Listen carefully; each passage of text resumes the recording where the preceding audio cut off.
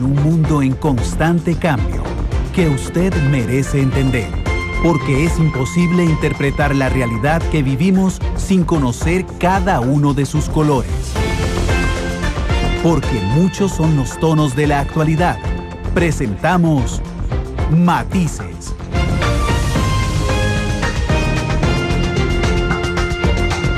Una producción de Noticias Monumental.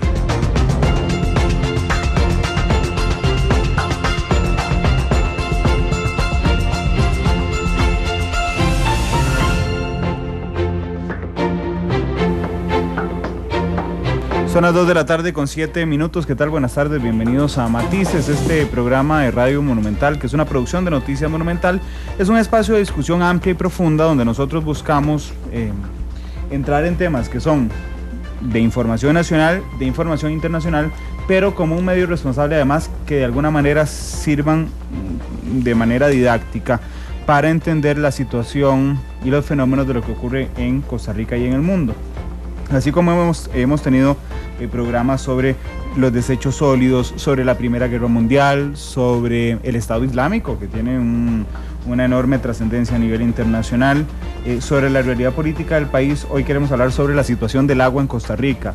No solo hablar sobre la situación actual, sino determinar los retos que como país tenemos en el manejo de las aguas. Ese es el tema de fondo hoy en Matices. Le recordamos que nos puede escuchar en 93.5 FM en vivo en cualquier parte del país, que nos puede escuchar en www.monumental.co.cr en cualquier parte del mundo, y nos puede observar hoy en Canal 2, la imagen de la radio, a partir de las 8 de la mañana. De las 8 de la noche, sí, de las 8 de la mañana no, a partir de las 8 de la noche. Ese es el nuevo horario de Matices. Les recordamos que hoy empieza la hora que Ortiga, también en Monumental, y entonces la hora que Ortiga irá de 9:30 a 10:30 de la noche. Entonces Matices, el horario a partir de esta semana será de 8 a 9:30 de la noche. Gracias a las personas que nos están reportando sintonía ya. Adolfo, que dice: Matices deberían tratar otra vez problemas de Europa como Ucrania, Rusia, ante las declaraciones del primer ministro. Efectivamente, ya estamos preparando el programa sobre la actualización de lo que pasa entre Ucrania y Rusia y la conmemoración del inicio de la Segunda Guerra Mundial, que es hoy 1 de septiembre. Esta semana hablaremos de este tema, precisamente un 1 de septiembre de 1939.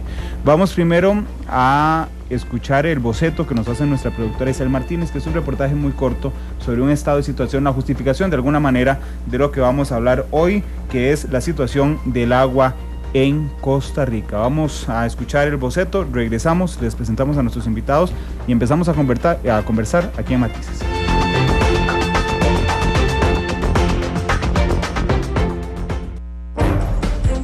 Las grandes obras inician con un borrador. Para elaborar el tema de hoy, este es nuestro boceto. A pesar de la amplia presencia del agua en la Tierra, solo el 2.5% del líquido del planeta es dulce y únicamente el 1% se usa en ecosistemas y en seres humanos. La Organización Mundial de las Naciones Unidas estima que para el 2030 habrá en el mundo 700 millones de personas desplazadas por falta de recurso hídrico. Mientras tanto, en el país no se da un buen aprovechamiento del oro azul. Se estima que los costarricenses gastan un 32% más del agua que se produce en el país. Un informe de la Contraloría del pasado 14 de mayo señala que la Agenda Nacional no muestra claramente la prioridad del agua como recurso fundamental para el desarrollo. Además, el estudio del órgano Contralor sentencia que el rezago significativo en la rendición de cuentas limita la retroalimentación necesaria para la búsqueda de soluciones óptimas y económicas. Según datos del informe del Estado de la Nación, el volumen del agua aprovechada en el país es de 1.17 kilómetros cúbicos y provienen de fuentes superficiales y subterráneas. Se estima que más de 302,000 personas no tienen acceso a agua potable, es decir, un 7.1% de la población total. Debido a la importancia invaluable del agua, hoy en Matices demostramos diversos tonos sobre la situación del recurso hídrico en Costa Rica. Diferentes colores, diferentes visiones, blancos y negros.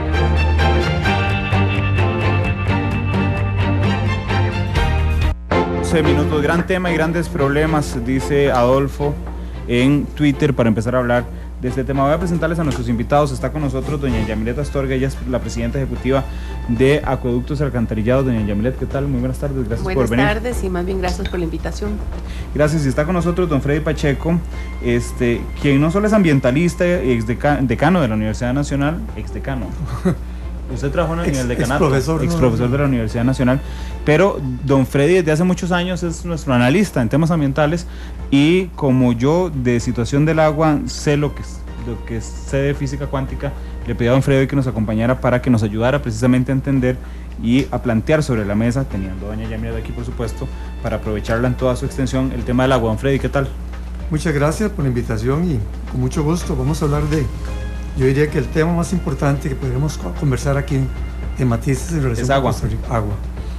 Sí, usted sabe que yo tengo unos vecinos, son judíos ellos, y a mí me extraña que siempre que yo paso por la casa un día de Shabbat, siempre me hablan de la importancia del agua hacia el futuro, ¿verdad? Y de cómo ellos están preocupadísimos por el agua en Costa Rica. Y yo, ellos nos decían, somos un país, un día me decían, somos un país millonario. Y le preguntaba yo, ¿millonario en qué? Me decía, millonario en agua, va a haber dentro de unos años, me decían. Eso es algo que me hace reflexionar, por supuesto, sobre la situación del agua. Y yo veo el agua como, tal vez como uno ve una casa, digamos, en pequeñito, que hay entrada de agua y salida de agua, digamos, son dos grandes partes, digamos, en los que uno podría decir el abastecimiento de agua potable, pero también el tratamiento de aguas residuales. Doña Yamilet, en términos generales, ¿cómo resumiría usted la situación en este instante del agua en Costa Rica? Yo creo que el principal problema del agua en Costa Rica, en realidad sí es cierto que Costa Rica tiene mucha agua. Podemos decir que el Río Grande de Tárcoles en su balance hídrico nos al final termina con muchísima agua disponible, pero esa agua que tenemos no es con una calidad como para poder ser aprovechada. Y parte de ese problema, y así lo tenemos en muchas partes de Costa Rica, o sea, hay agua, pero ¿de qué calidad es esa agua? Realmente podemos aprovechar esa agua para los diferentes usos, y sobre todo hablemos acá el uso para consumo humano, o incluso hasta para que escurra por la cuenca por donde va, por el cauce por donde va. Realmente esta agua está permitiendo alguna vida en ese cauce. Sí, permite vida, pero ¿qué tipo de vida? Permite vida para ciertos tipos de organismos adaptados a esas condiciones realmente de muy mala calidad. En ese sentido, creo que en el país nunca se le dio la importancia de vida al tema del agua. Normalmente cuando hay derroche de un recurso no se le da ese valor incluso social, que fue el primer, digamos, valor que el país le dio, que es el valor en función del aprovechamiento del agua, pero menos le dimos un valor ambiental y todavía mucho menos un valor que tiene un costo el agua, no solamente en el servicio para llevar, sino para la protección misma. Y tristemente el agua, la hemos usado a como hemos querido, sin protección. No hemos pensado, y pienso ahí mucho, y es parte de uno de mis temas dentro de la AIA, es sobre la nueva cultura del agua, porque realmente la misma institución AIA sí se preocupó e invirtió en buscar fuentes de agua para abastecimiento poblacional, pero realmente no se preocupó en lo que es este ciclo hidrosocial, que realmente no podríamos pensar en dar agua sin pensar en qué hacemos con esa agua después de ser aprovechada. O sea, es un sentido de responsabilidad que debemos realmente de sensibilizar a la población, que tiene que existir, porque así como yo consumo mucha agua, voy a descargar mucha agua. Así como yo echo en la cañería aceites, grasas, detergentes, desinfectantes, cloro, así estoy contaminando el agua. Y que por lo tanto hay un sentido de responsabilidad que tenemos que pensar, no solamente entre más agua uso, estoy derrochando, estoy afectando fuentes de agua, posiblemente estoy dejando mucha población sin esas fuentes, pero al mismo tiempo el hecho que altere la calidad del agua hace que lógicamente estemos perdiendo el recurso. Y el recurso agua es el recurso no solamente más valioso en el sentido de que es el que te permite la vida, no solamente nosotros humanos, la vida del planeta, sino por otro lado es el recurso de mayor vulnerabilidad. O sea, es un recurso que lo perdemos así de rápido, porque si lo dejamos expuesto se nos evapora rápidamente y si nos disminuye considerablemente el volumen potencial, sino también perdemos su calidad fácilmente. Recordemos que el agua es el disolvente universal y como disolvente universal disuelve muchísimas cosas, tanto sustancias naturales como artificiales, exceptuando el aceite, pero igualmente se contamina, y por lo tanto ahí el hecho de que el agua cambie sus características en color, sabor, olor, que es lo más básico, pero mucho más si tiene sustancias químicas contaminantes, realmente en vez de dar salud y en vez de llevar salud estaríamos llevando enfermedad. Y en ese sentido, si esto no lo tenemos claro y si no pensamos en este ciclo hidrosocial que parte no solamente donde tenemos la fuente y la tubería de todos los componentes del sistema del acueducto, sino que parte de la protección de esa fuente, que muchas veces es mucho más allá que el mismo, como decir, el mismo manantial o el mismo pozo. Y en ese sentido es algo que sí urge realmente empezar a cambiar esta cultura del agua, que ya no tenemos tanta agua como teníamos años atrás. Hace 20 años, no hace tanto. Yo estaba en 6º grado y recuerdo, como si fuera ayer, que en los exámenes de ciencias nos decían que un recurso inagotable era el agua. Exactamente. Así es, no hace mucho. No hace mucho. Y ya lo tenemos claro, es un recurso finito, sí, un recurso vulnerable y además realmente es un recurso que tenemos que tener conciencia que es el que nos permite la vida en el planeta. O sea, el hecho de perder el agua es ir perdiendo la vida de nosotros mismos, ¿verdad? Don Freddy, ayúdeme, yo sé que usted está muy preocupado por el agua. Claro, y es fundamental. Bueno, voy a empezar por la cita que usted hizo a su vecino. Sí, claro.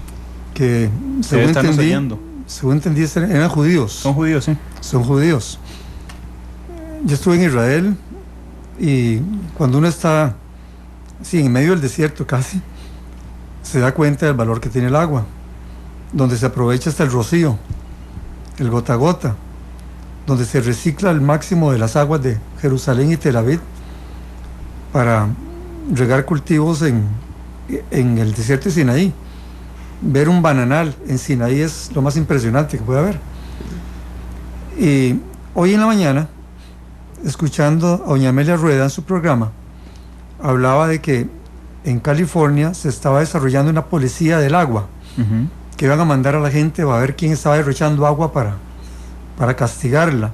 Yo puse una pequeña observación en la página de Facebook diciendo que si esa policía del agua viniera a Costa Rica y se enterara de lo que pasa en Ojo de Agua, donde se derrocha agua potable suficiente para, dependiendo de las estimaciones, pero puede ser, tenemos alrededor de unas 140,000 personas cotidianamente en este momento, solo porque el Estado a través de los años nunca se le ocurrió que las piscinas de Ojo de Agua no tenía por qué el agua correr, sino ser piscinas normales como todas las piscinas del mundo, las normales, en hoteles, recreativas, de competencia, donde el agua se recircula, se filtra y se en Ojo de Agua el agua simplemente sale del ojo y corre hasta terminar en el río Virilla. Entonces imagínense cómo se sentiría o un judío o un israelita que venga acá a Costa Rica y se entere de eso, cuando ellos están viendo a ver cómo aprovechan hasta la última gota, o esa policía del agua de California buscando eso, cuando aquí no hay que buscarla, aquí la tenemos. Es un tema que no es nuevo. De hecho, es un tema planteado. De hecho, ha sido su tema, don Freddy. Ha sido el tema de Freddy. Hace muchísimos años, varios temas, pero planteado hace muchos años, cuando Ricardo Sancho estaba en la presidenta ejecutiva de la DIA, empezando la administración de don Oscar Arias. 2006. Y desde entonces no se ha hecho nada. La historia es otra, pero planteo esto porque, aunque usted decía que cuando era Huila, le decían que creían que el agua era inagotable, como un recurso inagotable, y resulta que hoy hay gente hoy que cree lo mismo. Sí. Porque si no fuera así, estábamos en la escuela en ese tiempo. Si no fuera así, no pasaría eso. Lo que pasa, por ejemplo, en el Abacars, es que ahí lo vemos. Hay gente que dice, mire, tenga cuidado en lavar su auto en la casa, que no corre el agua, saque un baldecito, ponga un poquito, y en el lavacar es a presión que la lava, y se derrocha una gran cantidad de agua. Así que el tema hay que revisarlo, pero lo fundamental también del tema es cómo se legisla esa administración de ese recurso. Y aquí tenemos que ver mucho en la parte política. Costa Rica en los últimos 25, 30 años no ha invertido ni el 1% del presupuesto en agua. Ahí vemos cómo las instituciones como la que dirige ahora Yamilet está heredando una situación de una absoluta falta de presupuesto, de un desbalance financiero grandísimo, aunque las tarifas han venido aumentando a través del tiempo y todo, pero falta dinero. Pero además se plantean normas diferentes. Ahorita vamos a hablar de eso, sobre el nuevo proyecto de la nueva ley de agua, pero son cosas que preocupan porque el manejo de esa agua es algo que no se puede dejar a la ligera, no se puede dejar a lo que piense una persona hoy y mañana otra persona. Tenemos que trabajar como país para atender ese recurso, para administrarlo adecuadamente, para que las instituciones que se encargan de él, no solamente aguas superficiales, sino aguas subterráneas también, queden fortalecidas, y para seguir avanzando en algo que es importante. Es cierto que Costa Rica tiene una cobertura amplísima, que es ejemplar en América Latina, de acceso al agua potable, y si no, no tendríamos los índices de salud que tenemos hoy. Pero eso hay que mantenerlo, hay que fortalecerlo. Mire, antes de entrar al tema de fondo, porque de verdad quiero detenerme en lo de Ojo de Agua. Sí, quiero hablar exactamente de ese tema. En realidad, bueno, en general sí es cierto que la IA pasó muchos años en inversión, y que no es sino, pongámosle alrededor de 10 años que la IA pudo empezar a invertir en función de préstamos. Había una restricción, uno no entiende a veces el cómo y el por qué, pero sí existió, y por lo tanto no habían inversiones. Como digo, hace más o menos, pongámosle hasta posiblemente menos, empieza a haber esa posibilidad de inversiones en función de préstamos. En este momento hay proyectos, hay más de $1,000 millones que vienen en proyectos para acueductos y para alcantarillados. Como le digo, es algo bien interesante, porque antes de igual manera se pensó en acueductos, pero no se contemplaba el tema del alcantarillado, y por muchas razones.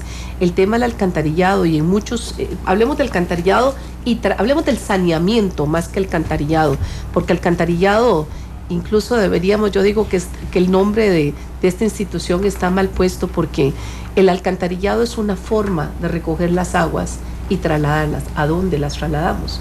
Actualmente las estamos trasladando en su mayoría a los ríos. Esa es la realidad, ¿verdad? Entonces, es más, debemos de cambiar esto y de verdad ponernos a pensar en el saneamiento. Y saneamiento hay muchas formas. Costa Rica tiene un saneamiento básico bastante amplio. O sea, ¿por qué básico? Porque estamos llevando nuestras aguas negras a los tanques sépticos. Y Costa Rica en saneamiento básico es bastante amplio. O sea, tenemos mucha cobertura, así como la cobertura de abastecimiento de agua. Más del 98,4% de la población de este país tiene pues abastecimiento de agua intradomiciliar. En cuanto a saneamiento básico, también es muy amplio, pero nos quedamos ahí. O sea, se obligó a que quien construía tenía que poner un tanque séptico, pero no más allá. Y bueno, no podemos quedarnos en tanques sépticos, porque sabemos que en muchas zonas del país el tanque séptico no funciona. Sin embargo, se generalizó poner tanque séptico, por ejemplo, en zonas costeras donde el nivel freático es altísimo. Ahí no sirve. Y más que cumpla una función de saneamiento, estamos cumpliendo casi que una función igual como si no existiera, o sea, de contaminación. Y de igual en otras zonas del país, en unas zonas donde realmente tenemos una alta infiltración de aguas, en muchos casos también podría haber un cierto riesgo de contaminación de nuestros acuíferos, y esto poco se ha evaluado y poco se ha medido. En ese sentido, como digo, hasta hace muy pocos años para acá es que se pensó en poner alcantarillado, ampliar la cobertura de alcantarillado sanitario y lógicamente trasladar estas aguas hacia un sistema de tratamiento de aguas, que es un proyecto que tiene el AIA que para inicios del 2015 la planta tratamiento primario, que eso también es importante, yo digo, la transparencia en la comunicación es muy importante, es solo un tratamiento primario, no puede esta institución y el país aceptar solo quedarnos ahí, porque tratamiento primario estamos reduciendo una buena carga de contaminación, pero no estamos aún contribuyendo en una descontaminación de la cuenca del río Grande de Tárcoles a partir de aquí de la planta Los Tajos, y que tenemos que ir mucho más allá. De igual manera... Disculpe, nada más para no perderme en la idea. Cuando usted habla del saneamiento básico, que efectivamente son los tanques sépticos, que me llama la atención porque en otros países se llama saneamiento de aguas, la institución encargada de hacer lo que hace allá. Sí. Tiene razón usted, nos quedamos en los tanques sépticos porque no regulamos cuando llega el camión a limpiar el tanque séptico. Yo creo que a nadie de los dueños de casas nos importa, por lo menos en la media, de dónde van a parar las aguas que se acaba de llevar el camión. Y en muchos casos, es más, ve que interesante, el tema de todas estas aguas que recogen los camiones cisterna no fue hasta hace poco que quedó reglamentado. O sea, ponele, hace unos 4 o 5 años las aguas iban y las conectaban y las descargaban en los alcantarillados de la IA. ¿Verdad? O sea, estamos quitando la carga ¿verdad? Y llevándola al final de cuentas a nuestros ríos. O sea, aumentando de igual manera esta contaminación. Por eso sí, definitivamente el país tiene que dar un salto, y un salto significativo en materia de saneamiento. Las aguas esas al río, siempre van a los ríos.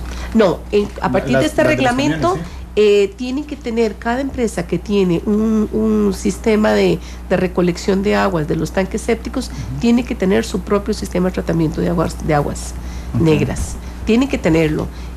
Hay unas que no lo tienen, pero que ya tienen un convenio con otra que lo tiene y que le tratan las aguas, entonces ellos cobran por ese tratamiento. Pero está prohibido, y más bien si alguien ve esto lo puede denunciar. Por eso está prohibido descargar estas aguas a cualquier cuerpo de agua, o sea, a cualquier río o quebrada, como también a los alcantarillados sanitarios. Prohibidos. Cuando se trata el agua en estas plantas, porque le decía que también pretendía hacer un programa muy didáctico, cuando se tratan estas aguas, hay un residuo de agua prácticamente tratada que termina ¿dónde? ¿Esa se reincorpora al río? Sí, o sea, si en Costa Rica existe más o menos del año 96 un reglamento de vertidos y reuso de aguas residuales. Este reglamento lo que define son concentraciones de diferentes parámetros que nos determinan la calidad del agua permisible, o sea, con concentraciones máximas permisibles, que son las que se permitirían entonces descargar a los cuerpos de agua, ¿verdad? O sea, quebradas, ríos, ¿verdad? En el 2002, más o menos, salió una revisión a este reglamento modificando estas concentraciones. De ahí hasta ahora no se ha vuelto a revisar, no se ha vuelto a actualizar las concentraciones. Pero Costa Rica tiene esto desde hace bastantes añitos. Una cosa es que exista el reglamento, otra cosa es que lógicamente todos estén cumpliendo con, ¿verdad? Pero en principio deberíamos de vigilar por esto. Esto es una competencia del Ministerio de Salud.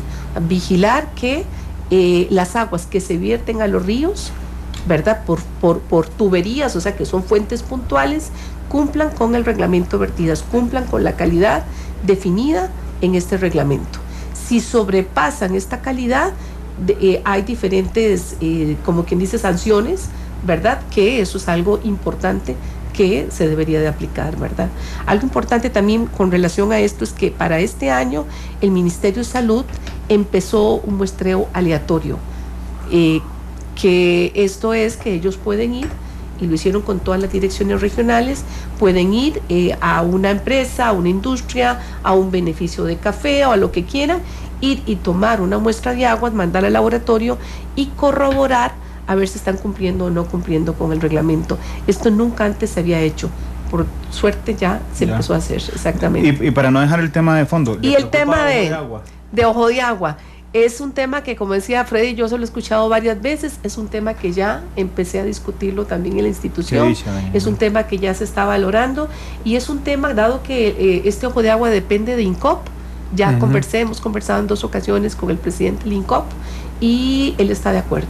O sea, es un tema que habría que concretar. Sí, el AIA en estos momentos, y en realidad algo muy importante es que ya no se construyen acueductos sin tener estudios hidrológicos y requerimos de estudios más profundos de cuánto es el caudal, porque en función del caudal así se pueden hacer los diseños, y los estudios actualmente que tiene la IA como mínimo son de 4 años. Esto es algo que sí tenemos que empezar a controlar, ¿verdad? O sea, empezar a monitorear, más que controlar, a monitorear, porque sí es una alternativa sobre todo para comunidades aquí, localizadas por estos lados del oeste, dado que sí es muy costoso bombear, sí, claro, hasta, pues digamos, por el lado del este, y para eso tenemos las fuentes que vienen la fuente que viene de Orosi, ¿verdad?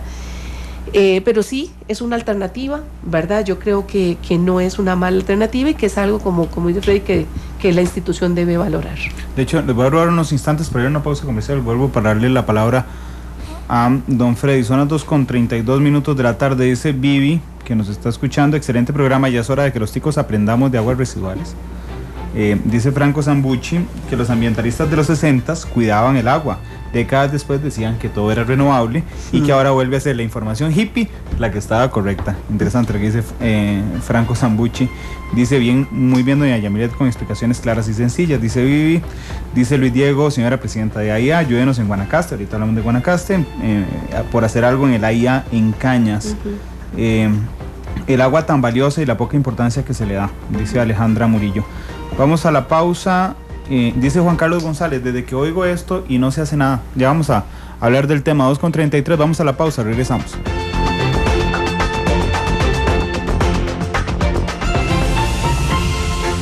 Porque la realidad tiene muchos tonos, matices.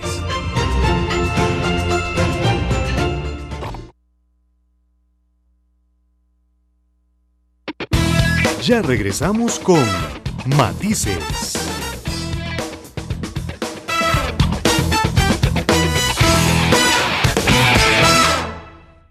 Si estás antojado de comer comida diferente y deliciosa, esta es su oportunidad. No podés dejar pasar este 40% de descuento en la mejor carne con los mejores cortes en A Churrascaria Brasileira. Come todo lo que quieras. Proba la extraordinaria barra de ensaladas sin dejar pasar sus exquisitas carnes de la más alta calidad, sazonadas a la perfección y asadas al carbón. Además, servite todas las guarniciones que desees. Podrás comer plácidamente hasta quedar satisfecho, pagando tan solo 10.800 colones. Disfruta de la mejor experiencia gastronómica con deliciosos platillos en un verdadero ambiente brasileño, comprando este Titicupón. ¿Querés sentirte como nuevo? Aprovecha esta sensacional oferta de 4 tratamientos de relajación y renovación al 50% de descuento en Be Online. Dale a tu cuerpo el chineo que tanto necesita, librándolo del estrés y de las impurezas. Con esta increíble oferta recibirás un masaje, un drenaje linfático, exfoliación y por último te harán una envoltura con crema de algas marinas.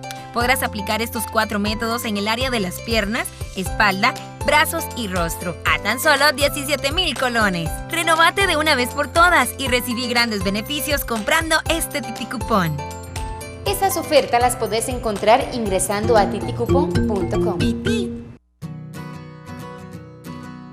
Al ingresar al Mundo Tití, tenés varias opciones para adquirir todo el contenido digital que querás de cualquiera de nuestras categorías. Podés desde tu casa comprar con tu tarjeta de crédito o débito al instante. O bien, comprar puntos por un valor de 2.500, 5.000, 10.000 y 15.000 colones para usarlos en el momento que querás. Y si no tenés tarjeta de crédito o débito o simplemente preferís no usarla, podés ir a cualquiera de los cientos de puntos de la red Aló y comprar tu PIN Tití Online de 2.500, 5.000, 10.000 y 15.000 colones, el cual registrás en la tienda y listo. Podés empezar a vivir un mundo de emociones. ¡Pití! Continuamos con Matices.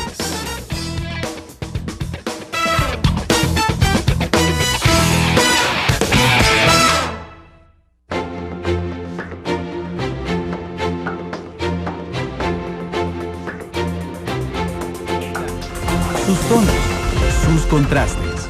Esto es Matices.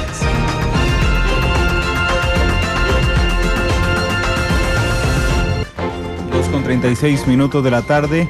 Gracias por estar con nosotros en Matices. Ahorita vamos a habilitar nuestra línea telefónica para ver si ustedes tienen consultas o opiniones sobre el tema del agua en nuestro país. Aprovechar a don Freddy Pacheco y a doña Yamilet Astorga, presidenta ejecutiva de Acueductos y Alcantarillados. ¿Qué le parece, don Freddy, lo que hemos conversado hasta este momento?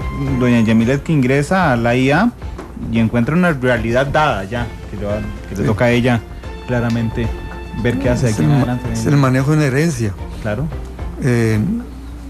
Podríamos hacer un programa completo sobre el programa del alcantarillado. Sí.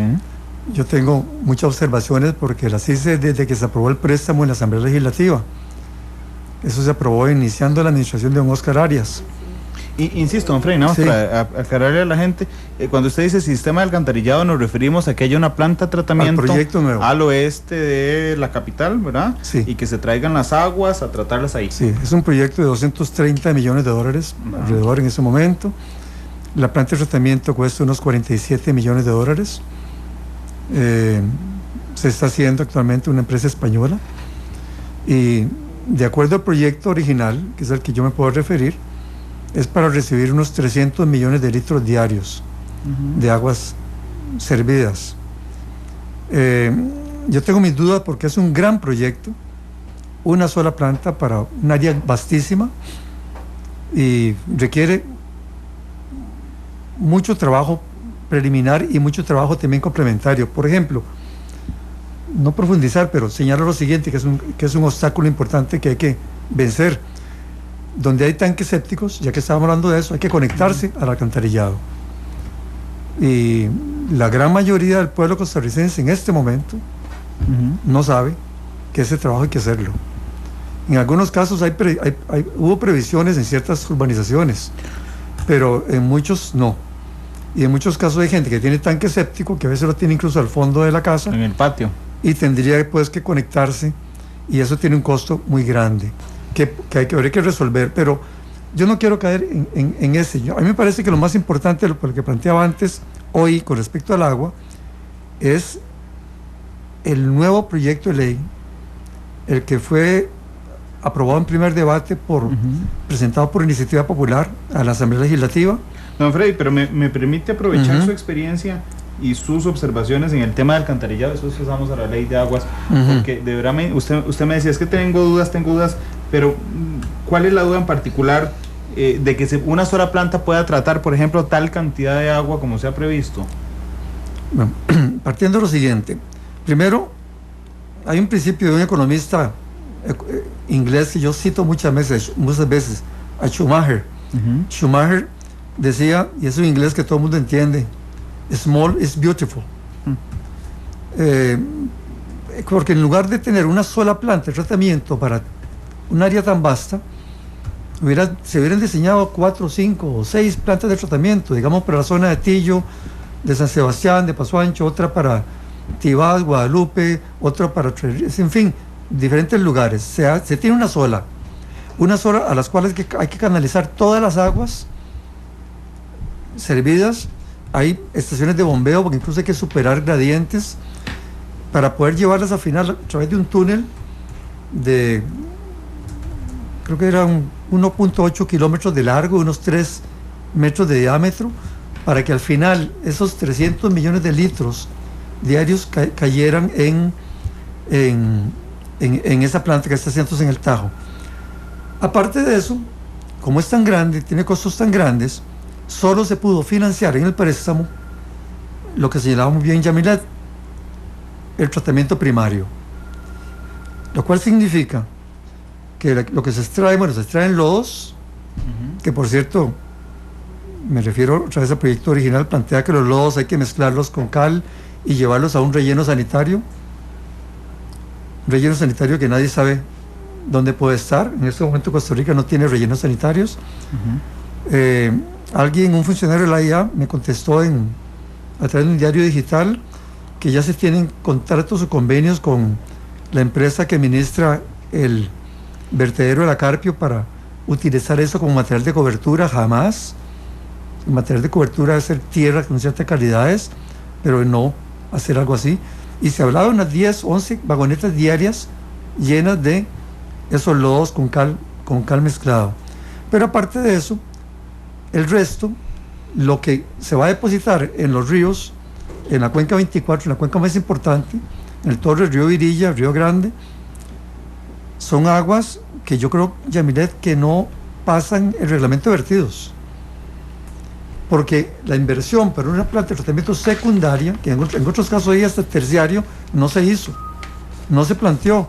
Cuando se aprobó la ley, hubo un compromiso tácito nada más de que había que buscar el financiamiento para la planta de tratamiento secundario, que se iba a ubicar en un tajo al frente del actual. Este tajo está ubicado a la par de, esta planta está ubicada a la par del Sinar, un tajo yendo hacia la Carpio mano derecha. Queda otro tajo a la izquierda. Recordemos que esa parte le llaman el puente de piedra, porque se hicieron excavaciones a ambos lados de la carretera y quedó la carretera como de piedra, pero realmente parece un puente, es porque tiene tajos a ambos lados. Eso no está planteado en este momento. Entonces, en caso de que llegara a funcionar, en caso de que se conectaran todas las casas y otros muebles, bienes inmuebles a la cañería porque tienen tanques sépticos, en caso de que se pudiera financiar adecuadamente todo, expropiaciones, que hay que hacer muchas, que se cumpliera con las medidas ambientales. Por ejemplo, esta planta de tratamiento no tiene estudio de impacto ambiental. Se hizo un estudio de impacto ambiental general, global, para todo el proyecto de alcantarillado sanitario. En ese mismo estudio de impacto ambiental global se dice específicamente, cuando se vaya a hacer la planta de tratamiento, la empresa encargada de hacerlo tiene que presentar el estudio de impacto ambiental. Así no se hizo. Setena lo que hizo fue aprobar un adendum al estudio original que no cumple con las condiciones de un estudio de impacto ambiental. Hay varias cosas que se han atravesado o que se han precipitado alrededor de ese proyecto, y hay que excavar cientos de kilómetros, o por lo menos poner cientos de kilómetros de cañerías nuevas y recuperar las viejas también, porque no solamente las cañerías de agua potable están mal, como la que acaba de reventarse ahí en Curriabat, también las cañerías de agua negra están viejísimas y muchas hay que reponerlas y sustituirlas, y algunas hay que poner nuevas. Es una obra monumental. Por eso, sin comercial. Sí, como la estación. Una obra monumental que tiene muchos matices. Otro comercial, gracias. Sí, porque, y por eso es que es un proyecto, en términos generales, heredado, insisto. No tiene que ver ni siquiera con la anterior administración. Es la trasanterior. Fue heredado de la trasanterior, que no se avanzó casi en nada, que tuvo que intervenir la Contraloría General de la República en un momento diciendo: señores, ustedes han ejecutado solo el 3% de ese proyecto, años después. Y entonces tengo dudas muy serias en relación con este proyecto, que en la de menos, cuando se termine de construir, porque es lo que va más adelantado, la planta de tratamiento, cuando se termine de construir, en la de menos no se va a poder ni probar su funcionamiento, porque requiere caudales mínimos, por supuesto muy altos, para que funcione como tal, y para entonces no se va a tener las otras obras listas. Así que yo creo que es un proyecto que, lástima que se planteó así, lástima que se hizo uno solo, grandísimo, para una sola planta, y que no se diseñaron un grupo de plantas diversas en diferentes lugares, mejor ubicadas, más pequeñas, de más fácil manejo, porque las fallas que podrían presentarse en su funcionamiento podrían provocar caos como el que se provocó, por ejemplo, en Chile, una planta de tratamiento que algunos me han puesto como ejemplo también, grandísima para Santiago, y que a los 2 meses era insoportable los malos olores en alrededores. Y esta planta de tratamiento, la de La Uruca, está a solo 500 metros del parque de diversiones, a 500 metros del Castella, en una zona muy poblada que no soportaría, por supuesto, un mal funcionamiento en ningún momento. ¿Qué le parecen estas preocupaciones de bueno, en realidad, como dice Freddy, esto es un proyecto que viene desde varias administraciones anteriores. Es un proyecto que en efecto yo también he tenido mis críticas, las he manifestado en más de un foro y las he manifestado previamente a la IA. No obstante, no podemos quedarnos en en buscar el pasado y lo que no se hizo, sino todo lo contrario, es partir de lo que tenemos ahora, las inversiones que hay ahora, y más bien ver cómo las mejoramos. En ese sentido, sí, tomando las previsiones, o sea, ya yo misma he venido a pensar exactamente en los lodos, o sea, tenemos que buscar la opción. Hay una opción muy interesante que he conversado con el mismo ministro de Ambiente, una opción que ahí se viene trabajando, que no la voy a adelantar porque estamos con estudios en estos momentos, pero sí estamos pensando en eso, o sea, no vamos a esperar a que la planta esté funcionando en su totalidad, que no me va a corresponder a mí, porque ya yo no voy a estar ahí cuando esté funcionando en su entera capacidad, sino que esto va a ser como el 2019-2020, así que a él le corresponderá, pero la idea no es esperar a llegar el momento donde no se sepa qué se va a hacer con los lodos, sino más bien irle buscando desde ya esas posibilidades de un buen manejo. Sí es cierto que los lodos, esto sobre todo hay que analizar su calidad, sobre todo asegurarse que no sean lodos que vengan con metales pesados y que más bien puedan ser peligrosos para poder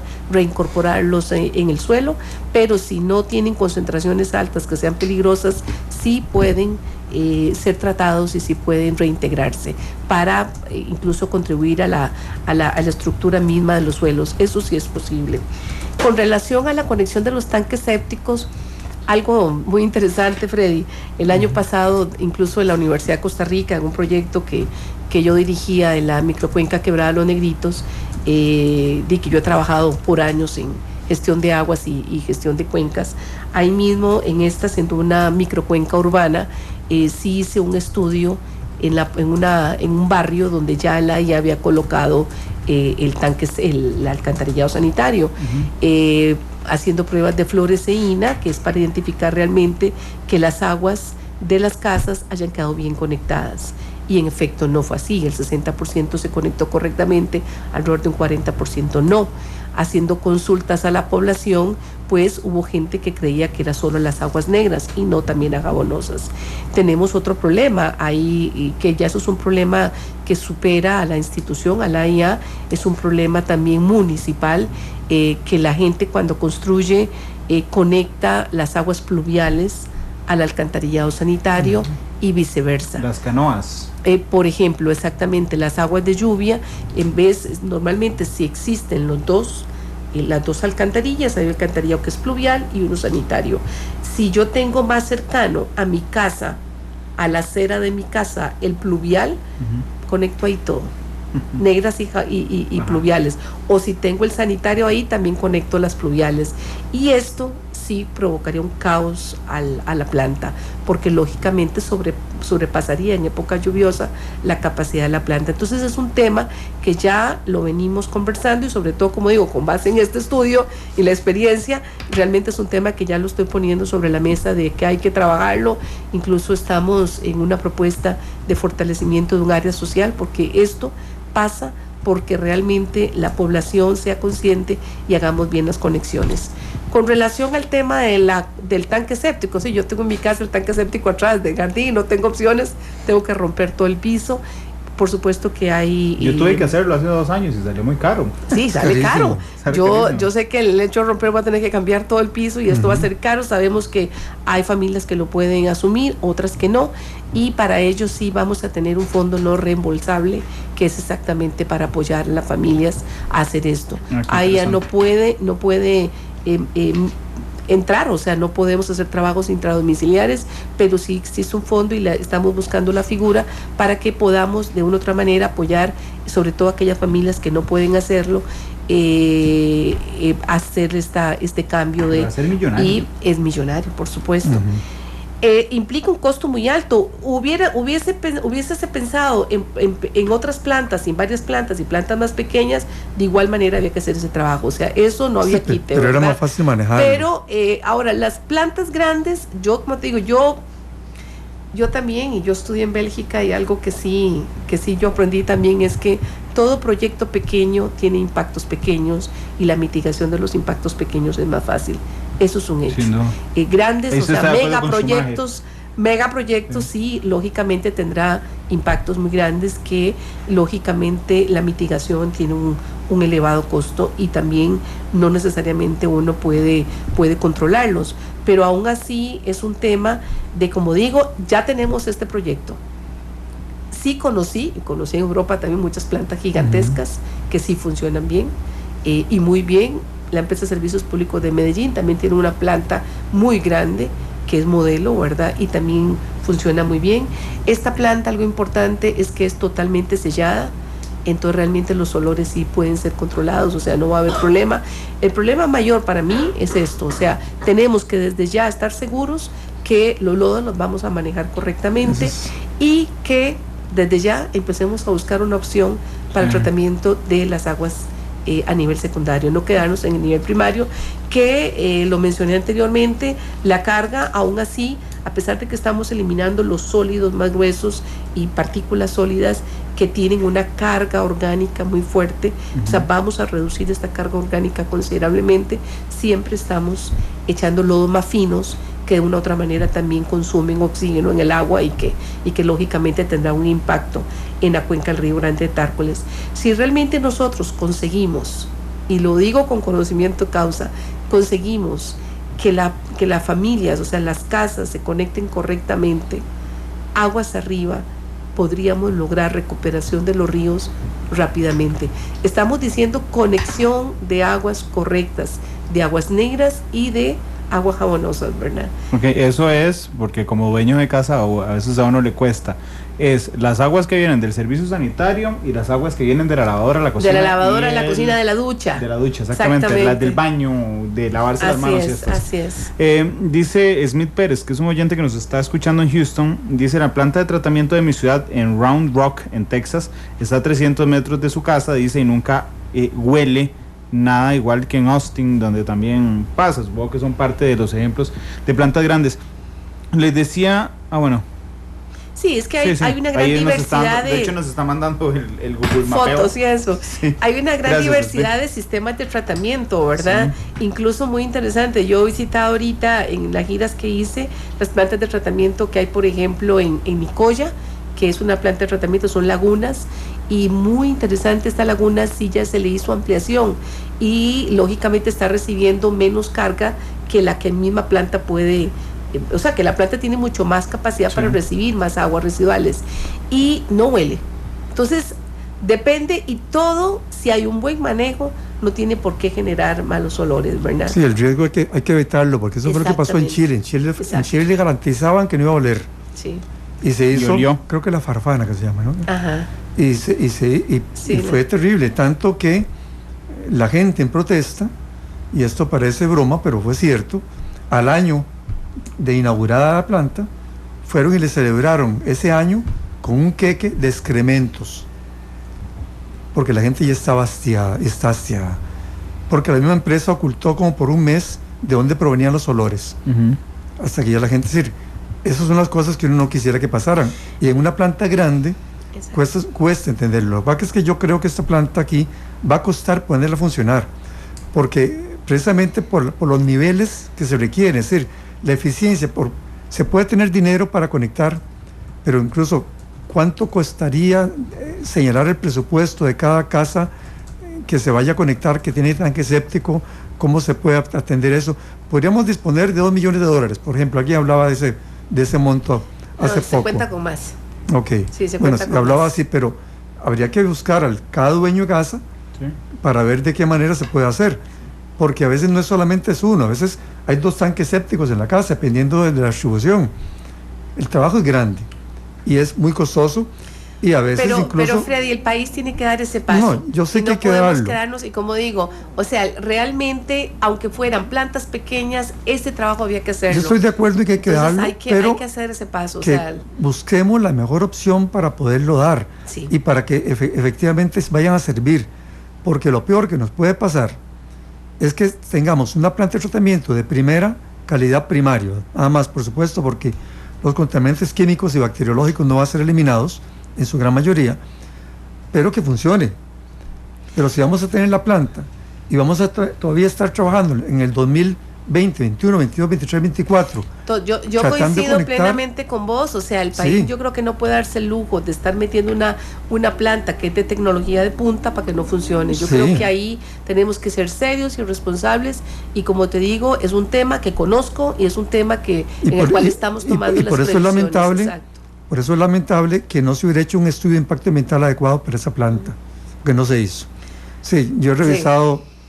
Pero no nos quedemos en el tiempo atrás, partamos de ahora y busquémosle las opciones de salida a esto. Como una planta de casi 50 millones de dólares no tiene estudio de impacto ambiental cuando se le pide un estudio de impacto ambiental a una pequeña fábrica de artesanía, digamos.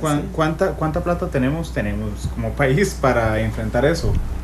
Usted dijo que era más de 2 millones de dólares. 3 millones de dólares en este momento, sí.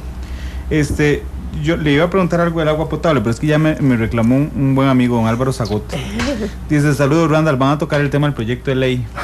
Así es que ya casi entramos al proyecto de ley, porque a mí hay un dato que a mí siempre me llama la atención desde la primera vez que lo vi. Creo que lo vi siendo reportero en un informe de la Contraloría General 2008-2009, que decía que el 50%, ese era el dato en ese momento, el 50% del agua potable que llega a las casas se pierde en el camino. Eso es lamentable, eso a mí me paró. Sí. El pelo, el 50% del agua potable. Sí. Yo esto también igualmente lo conozco desde que se hizo en Costa Rica, porque me tocó buscar información para lo del Plan Nacional de Gestión Integral Recurso Hídrico. En ese momento se hablaba del 53%. Pero hay algo importante, ya más ahora que estoy adentro y que ya conozco todo con mucho más detalle. No es el 53% o el 47% en fugas, no lo es. Bueno. ¿Qué dice, por favor? Pero no es porque es agua no contabilizada. Ese es el tema. Y agua no contabilizada, pueden haber fugas, pero también hay muchas, y que eso es parte de las cosas que estamos también en estos momentos viendo. Hay muchas, por ejemplo, si hay un asentamiento, hay mucha gente que se conecta de forma, digamos, irregular, o sea, no realmente porque se le ha dado la disponibilidad, ¿verdad? Se conectan los tubos madres, y no solamente asentamientos. En asentamientos estamos ahora trabajando de forma muy coordinada con el Ministerio de Vivienda y con el mismo INVU para tratar de ordenar muchos de esos asentamientos. Por ejemplo, el caso de la Carpio, le estamos metiendo duro, y creo que la Carpio se va a transformar en esta administración en positivo, ¿verdad? Sino también muchos condominios, urbanizaciones que se están conectando, o sea, hay un uso fraudulento de aguas. Y eso es algo importante, es algo que, como digo, tenemos que ponerle atención, tenemos que cambiar, o sea, realmente no podemos ir a andar buscando uno por uno, pero sí es una forma de empezar a investigar lo que lo estamos haciendo, dado que esto no puede pasar. Cuando usted dice no contabilizado, yo me imagino a un señor parado donde entra el agua potable y otro donde sale. Usted pierde el 47%, digamos, cuando sale el 47% menos, y usted dice, ¿qué pasó? Bueno, lo que nos está explicando hoy es que no son solo fugas, sino gente que se ha conectado ilegalmente. Sí. Y ¿Cuál es aquí el problema? Que nosotros, o sea, en estos momentos el sistema de la AIA, pues es un sistema que no cuenta con un sistema automatizado donde nosotros podamos medir incluso cambios de presión y poder tener un mayor control de lo que puede estar ocurriendo, por ejemplo, qué sé yo, en un recorrido de un tubo madre u otros. Estamos iniciando un proyecto que es financiado con el Banco Interamericano de Desarrollo, que es exactamente para la reducción del agua no contabilizada. Y es un proyecto complejo, pero sí nos daría un salto interesante en el país para tener mayor control de estas aguas. Nos pregunta un tuitero, Fer Lor, dice, ¿qué hacer cuando un vecino vierte aguas negras de tanques sépticos a la salida de aguas pluviales? ¿Dónde puedo denunciar? Eso es el Ministerio de Salud. Bueno, es que las aguas pluviales son manejadas por las municipalidades, entonces ahí tendría que ser con la municipalidad. Bueno, el Ministerio de Salud también puede hacerlo, perfecto. Sí, porque las negras es con salud. No creo, sí, exacto. El agua pluvial la maneja, la alcantarilla pluvial lo manejan las municipalidades. Y bueno, como decía, esto es mucha materia de las municipalidades, que tienen que controlar realmente el proyecto último que no son los planos, es ir al sitio y realmente ver por dónde salen las aguas, tanto pluviales como las negras y jabonosas. Hablemos de la ley. Un breve resumen. para los estimables oyentes y televidentes. Costa Rica tramitó hace en el año 2008 más o menos, 2007-2008, un nuevo proyecto de ley o también un proyecto de ley para una nueva ley de aguas. Finalmente, después de mucha historia, se tramitó vía iniciativa popular, en el cual se recogen, creo que es el 5% de las firmas del padrón electoral para presentarlo a la Asamblea Legislativa con una ley específica. Se hizo así, aunque no había proyecto como tal en ese momento, un esbozo del proyecto, lo que la gente conoció, se recogieron las firmas, mucha gente firmó creyendo que estaba firmando para la declaratoria del agua como un derecho humano, el acceso al agua en cantidades suficientes, e ingresó como iniciativa popular a través del filtro del Tribunal Supremo de Elecciones. Al ingresar así, tenían plazo de 2 años para ser aprobado en la Asamblea Legislativa, pues la ley dice muy claramente que si a los 2 años no se ha aprobado, votado en primer debate, tenía que votarse inmediatamente. Y efectivamente llegamos a marzo de este año, y el jueves 27 de marzo, casi a las 11 de la noche, se aprobó en una comisión legislativa el proyecto de ley para la nueva ley de aguas. No se me olvida la fecha porque es mi cumpleaños. No me diga. Y estaba escuchando, por supuesto, a ver lo que estaba pasando mientras estábamos celebrando. Ajá. El proyecto en sí... ¿Usted estaba celebrando, escuchando la Asamblea Legislativa? Las dos cosas, ahí estábamos mezclados, ahí, entre mojito y mojito. Ya el lunes siguiente, el lunes 31 de marzo, se aprobó en la Asamblea Legislativa en primer debate, sin discusión. Señalo esta historia porque efectivamente no existe en la Asamblea Legislativa, en plenario legislativo, una discusión sobre un proyecto tan importante. Lo único que se planteó ese lunes 31 de marzo fueron unas observaciones de algunos diputados acerca de la ley que estaba aprobándose, e incluso algunos planteando ya algunas objeciones al proyecto mismo, pero que lo iban a aprobar, como fue el caso de José María Villalta, que dijo vamos a aprobarlo, pero yo tengo mis dudas sobre respecto a esto y esto y esto. Bueno, se vota en primer debate, ya fuera el plazo de los 2 años, se va a la sala constitucional a una consulta que hicieron los señores diputados, y la sala lo devuelve declarándolo inconstitucional por algo que pudo ver la sala, no pudo ver toda la consulta, por algo que planteó muy bien, por cierto, don Álvaro Zagot, que fue la regresión ambiental, la disminución de las áreas de protección de nacientes de 200 metros que dice la ley forestal a 20 metros.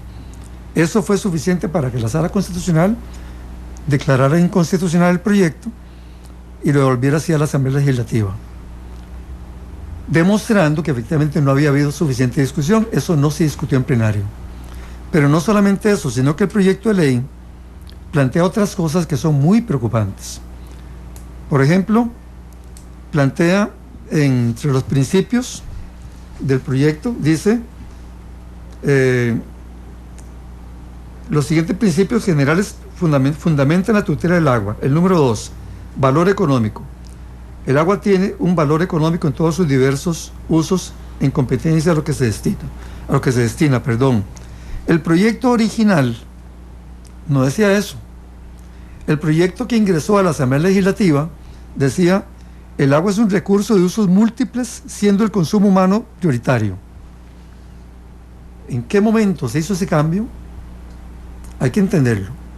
Porque una cosa es valor económico, otra cosa es el agua es un recurso de usos múltiples, siendo el consumo humano el prioritario. Esto es muy acorde con algo que ha venido defendiendo por años una organización, la GWP, de Global Water Partnership, Asociación Mundial del Agua, dirigida aquí en Costa Rica por doña Maureen Ballestero y otra gente más, donde ellos, basados en una declaración de Dublín, que utilizan mucho como la Biblia de estas cuestiones del agua, en la declaración de Dublín se plantea muy claramente también lo del bien económico, pero en la parte de resumen dice, principio 4 dice: el agua tiene un valor económico en todos sus usos competitivos y debería ser reconocida como un bien económico, que es lo que hace esta ley. Y en Dublín además agregan más que como un bien social. Aquí hay un principio fundamental que se incorpora por primera vez en la legislación costarricense.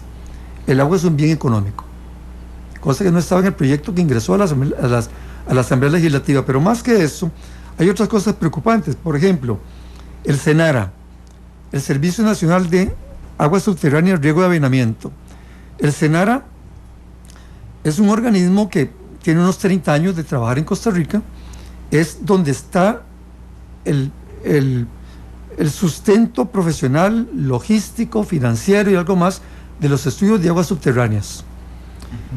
Cada vez que uno necesita, digamos, un dictamen de aguas subterráneas a un proyecto, yo trabajo en estudios de impacto ambiental, hace como 2 años, Setena me pidió para un proyecto en el Coyol de Alajuela un dictamen de SENARA, y uno tiene que ir a SENARA a pedir un dictamen para la zona específica. Pues resulta que esta nueva ley, en este nuevo proyecto de ley, se elimina, se destroza el SENARA, se le quita todo lo de aguas subterráneas, hasta del título. Y vea qué interesante, en el proyecto original, porque yo decía, pero ¿cómo se elimina aquí y se pasa todo el aguas subterráneas a un organismo nuevo que existe en el papel, en el MINAE, a una Dirección Nacional de Aguas?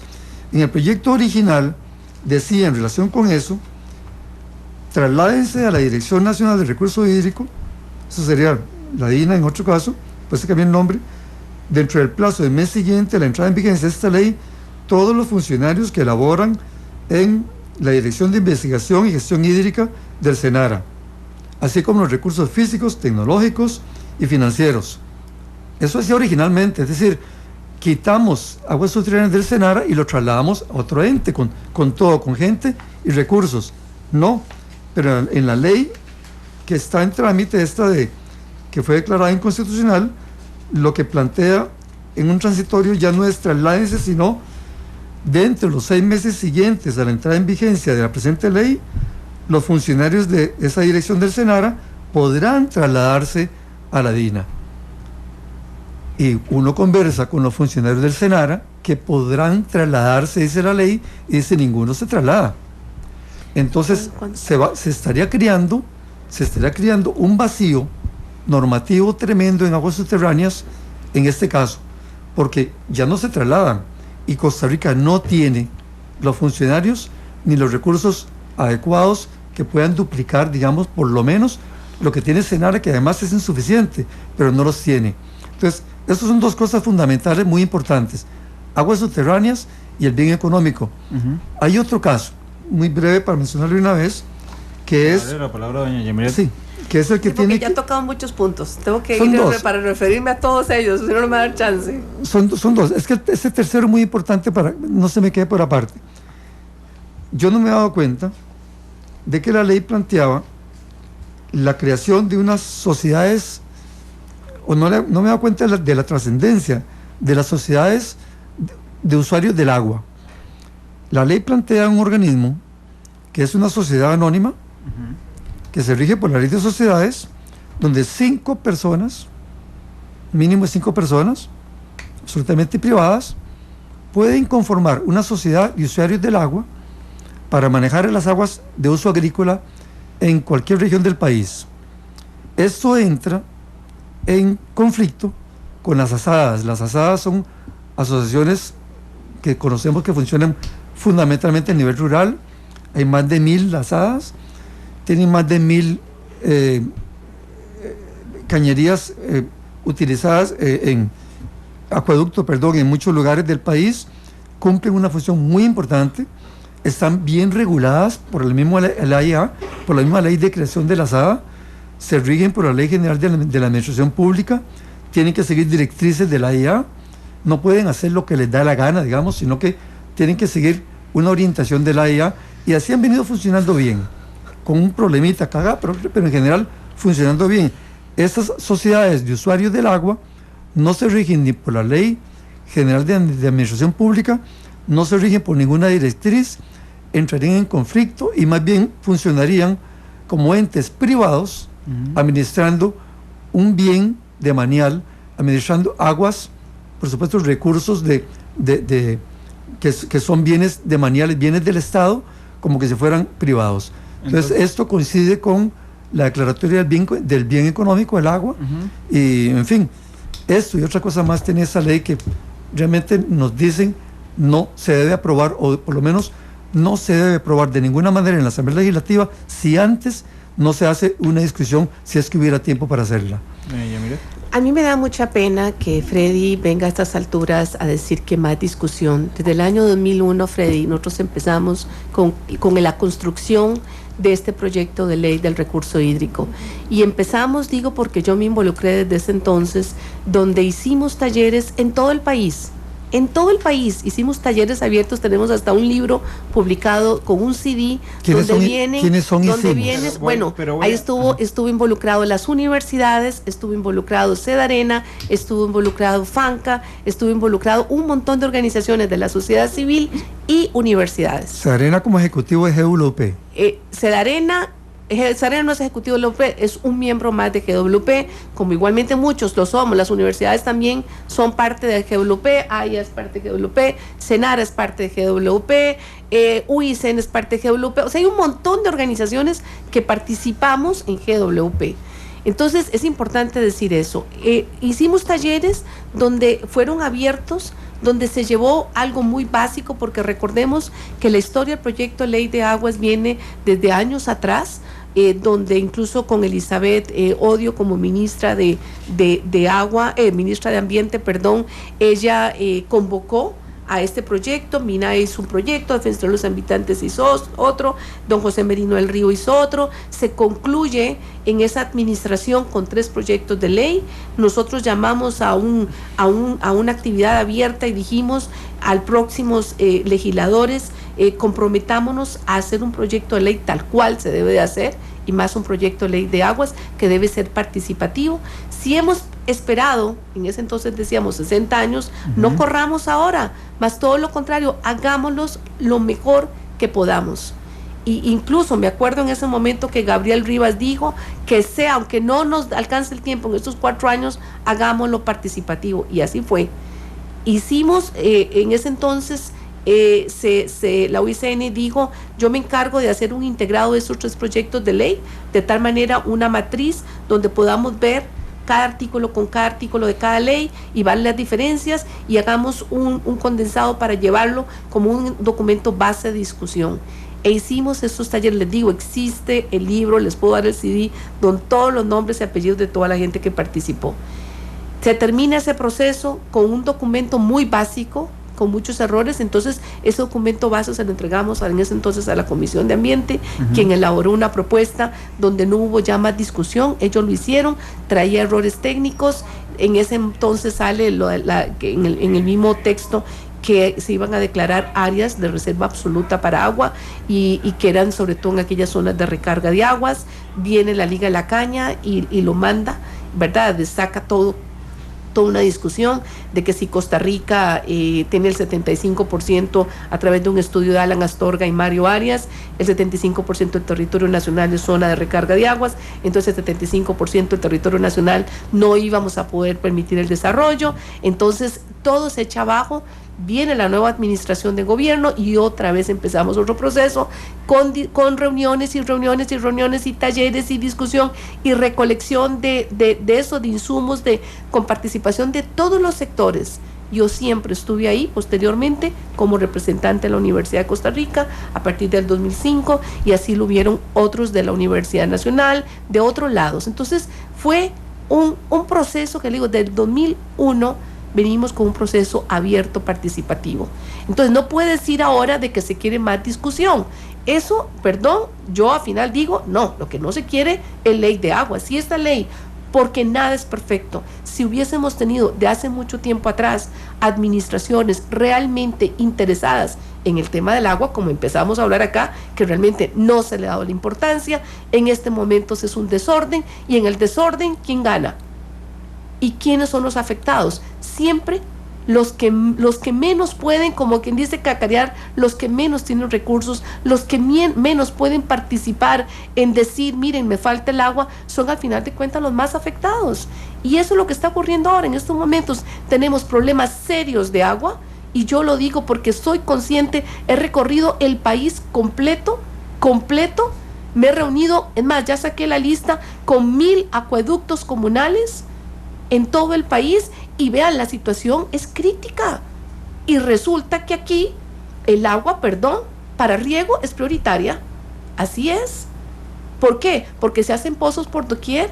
En este país, en estos momentos, a pesar que la ley de 1942 dice que la ley es que el agua es de dominio público y que la administra el Estado, y que por lo tanto hay que pedirle autorización o concesión de aguas al Estado, la mayoría hace pozos, es más, en su misma localidad, donde nadie se entera, sin autorización ninguna. Entonces no puede haber una buena administración del agua sin que realmente tengamos, uno, conocimiento, datos básicos. En este país decimos, es que aquí hay muchos datos, es que aquí se genera mucha información, es que aquí tenemos muchos diagnósticos. No es cierto. En materia de aguas hay muy poca información, y el único que realmente tiene información de verdad es el ICE, y la información del ICE no es pública, no lo es. Está protegida por el secreto comercial. Claro, en el Instituto Meteorológico Nacional tiene algunos datos, es más, las estaciones hidrometeorológicas que existían en este país, de lo que existía antes a lo que existe ahora, son poquísimas. No, pero hablemos de la ley. En esa información, sí. Es que todo eso tiene que ver con la ley, porque todo esto está incorporado en el proyecto de ley. Me voy directamente a esto de los principios. Freddy, yo no ando el texto aquí conmigo porque yo andaba en gira en la zona del Caribe y no me pude traer nada, no tuve el tiempo, realmente no tuve chance. Pero por favor, la ley y ese texto dice claramente, y buscar el artículo porque no se vale decir cosas que no son ciertas. En esa ley queda claramente definido que el agua para consumo humano es prioritario. Así lo dice. Primero que todo, déjame terminar porque yo te dejé hablar, ahora déjame a mí. Es que yo no dije eso. No, sí, eso fue lo que dijiste, de que se había cambiado un principio por otro, y eso no es así. Siempre se hablaba del valor económico del agua, y es importante que tengamos claro eso. El valor económico del agua no tiene absolutamente nada que ver con la privatización, ni del agua ni de los servicios. Ese texto dice claramente y respeta los principios por los cuales se fue recogido la firma de iniciativa popular. Yo participaba en los talleres. Mira, tristemente la ley de iniciativa popular te dice, puedes hacer eso, pero no te da recursos para hacerlo. ¿Quién puede hacer una ley de iniciativa popular?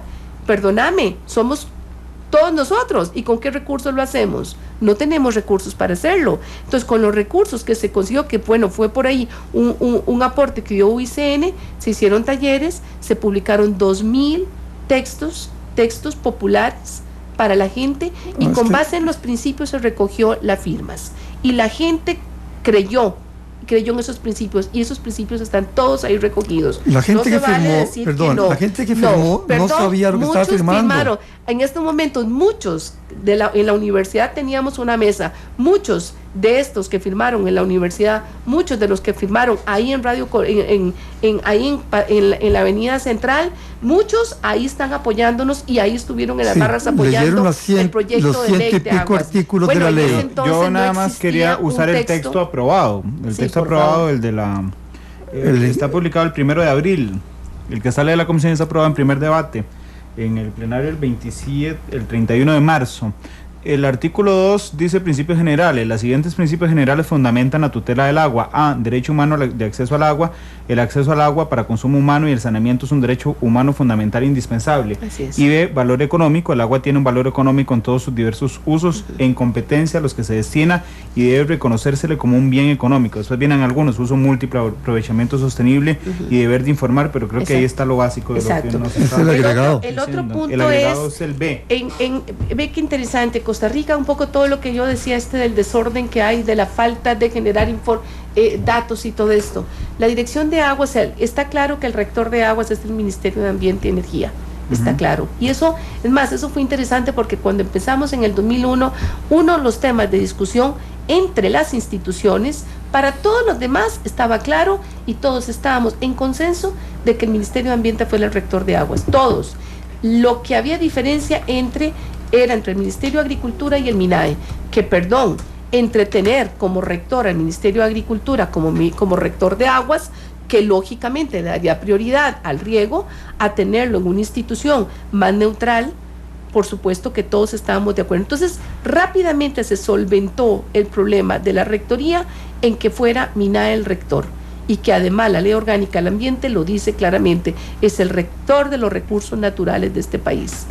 Y a partir de ahí, el MINAE siempre ha tenido una dirección de aguas, cuando se hizo todo el cambio de lo que era el SNE, y ahí se creó esa dirección de aguas. Sin recursos. Con 11 personas. Sí, sin exactamente, recursos. 11 personas para todo el país. ¿Qué podían hacer?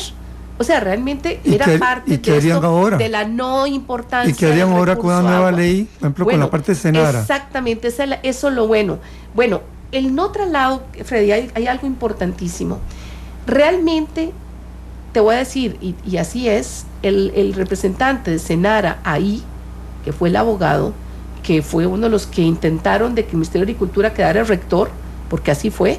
Ahora, después de que ya había un consenso país, él intentó por todos los medios de que fuera el Ministerio de Agricultura, y la anterior la ministra, doña Gloria, ellos no aceptaban de que existiera un único rector, como en cualquier otra parte del mundo, sino que fuera, es más, que no existiera rectoría.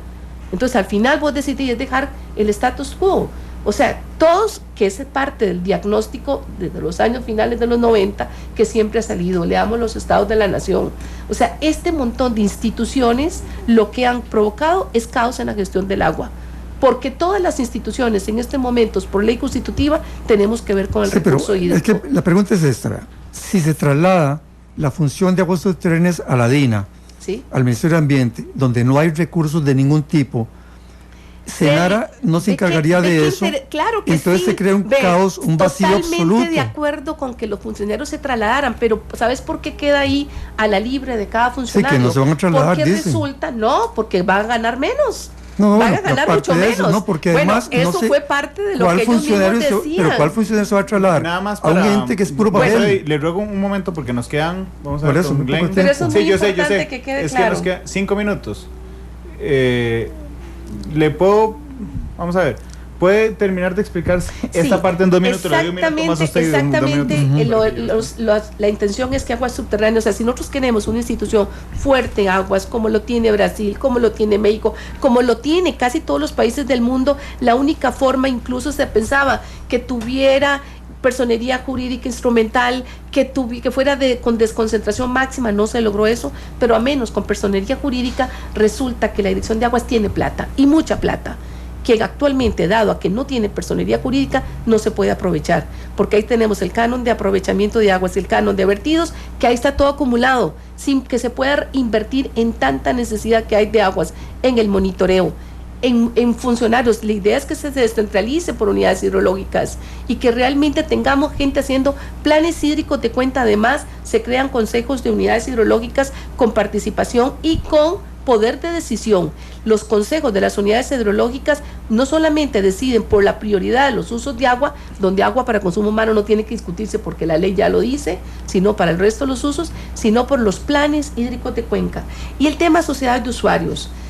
Queda en el artículo 61 claramente: concesiones para abastecimiento poblacional. Las concesiones de agua para el servicio público de abastecimiento de poblaciones solamente serán otorgadas a los prestatarios públicos autorizados por la ley y a las asociaciones administradoras de acueductos y alcantarillados, o sea, a las ASADAS y a la AIA. Las sociedades de usuarios, y ahí es importante que leamos el artículo 105, no es para abastecimiento poblacional. Freddy, es importante que lo leamos. Es solo para riego. Y actualmente existen las sociedades de usuarios, Freddy. Sí, pero no, actualmente pero no al nivel. Estamos, antes de salir de la U, estábamos apoyando ahí en Tablón de Cartago a un grupo de productores agrícolas a que se conformen una sociedad de usuarios, porque ninguno tiene concesiones de agua. Entonces, de esta manera contribuiríamos a ordenar la gestión del agua por cuenca hidrográfica. Don Freddy. Este proyecto de ley, que por dicha fue declarado inconstitucional por la Sala Cuarta. Solo 3 artículos sí, de la sala. Me faltó hablar sobre eso, sobre las salas de protección, que es importantísimo. Perdón, solo 3 artículos. La sala dice es inconstitucional por esto. Y señala los artículos. Sí, porque solo eso pudo evacuar. Pero aparte de eso, destroza el Senara. Ya nos dimos cuenta que no hay funcionarios en Senara y se habla que hay plata nada más para no sé qué cosa porque no hay funcionarios en Senara. le quita la independencia a la empresa de servicios públicos de Heredia, pues la pone a coordinar todas sus funciones con esa DINA. Le quita la gobernabilidad de las aguas de dominio público a la IA, incluyendo también el alcantarillado pluvial urbano, que seguramente se lo deja a la municipalidad, no sé. Crea estas sociedades de usuarios que son capaces de obtener concesiones para el aprovechamiento de las aguas para fines agropecuarios, en recursos cuando solo 5 personas se pueden reunir, hacer la sociedad y disponer de esas aguas. Pueden ser grandes agricultores, pueden ser pequeños agricultores, no sabemos, es un arma de doble filo, pero se maneja de esta manera. No fortalece las asadas, sino que estas otras funcionan libres de ley general de administración pública, no tienen que regirse por nada ni ningún tipo de directriz. Realmente no fortalece a las asadas, aunque hay otro proyecto de ley por otro lado que sí la fortalece, donde les permite incluso poner tarifas y establecer caudales también.